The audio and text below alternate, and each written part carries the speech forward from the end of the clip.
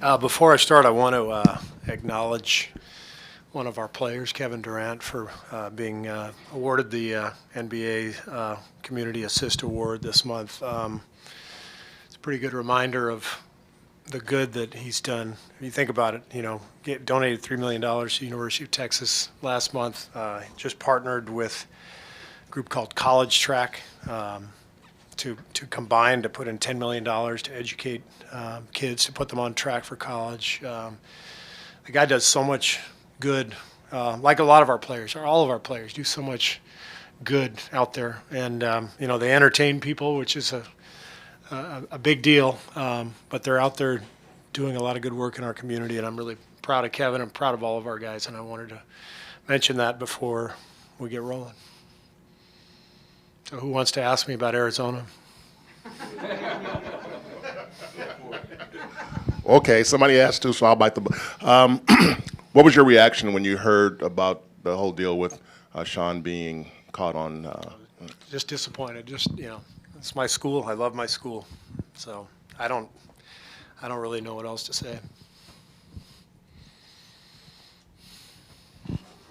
Steve, following up on that, I know you retweeted an article about just the college situation in general with payments with athletes. Where do you kind of stand on that issue as far as should athletes be paid in college? I think the NCAA needs reform for sure, and it's not just my reaction based on the news from yesterday. It's needed reform for many years. I don't think the NCAA needs to pay the athletes, but I think what the NCAA needs to do is allow the athletes to make some money if they're able to do so off the floor.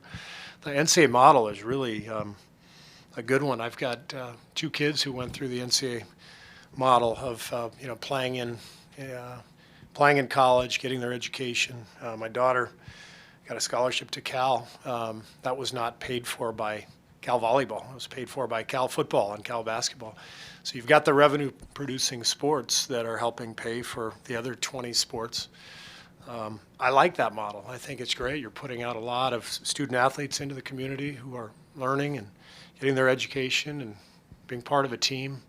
But the fact is, college sports have become $1 billion industry, and you do have some, key figures driving the economics. If there's a guy who happens to be a dominant player and Nike wants to pay him or Adidas wants to pay him to go to a certain school, the school's not paying him. I think there's a way. I think it may be something similar to the Olympic model. Used to be like the Olympians couldn't make a dime. Now you see Michael Phelps or Lindsey Vonn, on commercials.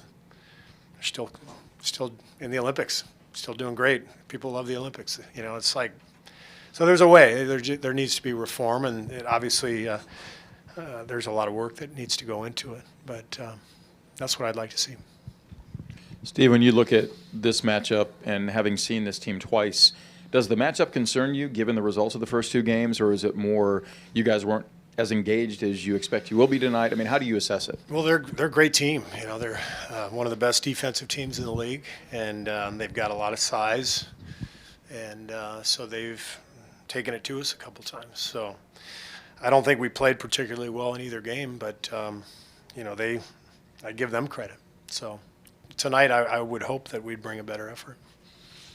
Klay Thompson and Draymond Green both shooting about 30% against Oklahoma City this season. What have the Thunder done to frustrate them, and how important is it to get them going tonight? It's just 2 games, so small sample size. Steve, are you feeling hopeful about Jordan returning in New York? I don't know if it'll be New York. I'm hopeful that he'll return on the trip. So one of the 3 games, but we'll see how it goes. I don't know. He's obviously not playing tonight, but it's kind of a day-to-day thing. Can we expect going forward that you will maybe match up a little bit more different with your centers in terms of who starts each game, or will it still be primarily Zaza? I don't know. Right now, obviously, we're just going with JaVale to see how this looks, and I thought it was a good result the other night, and the rotation could change. As you know, we got a ton of centers, and they all do different things, and we could start any of them. And it may turn into a matchup thing based on who we're playing. Steve, how have you seen Steven Adams progress, specifically this year compared to even last year or before that when you had to play him in a playoff series? He looks like he's more involved offensively. They've gone to him on the block more, one-on-one against us than they did in the past. And I think he's right in that sweet spot in his career where, he's at the perfect age of, his body, his mind coming together. He's got, 6-7 years in the league now, I guess. I don't know exactly how many years, but he's got all the experience to know the league, to know how this works, and his body is in its prime. And so this is that sweet spot where he's probably really entering his best years. Steve, with Andre's value not necessarily reflected in the box score, what are you kind of looking for from him from now till the rest of the season and playoffs? Same thing we always look for, his ability to get us organized, to play that point forward role, to defend the other team's best players, and to just make plays. He sees the game as well as anybody I've ever been around. He knows what's happening before it happens at both ends. And if he makes shots, great. If he doesn't, that's okay.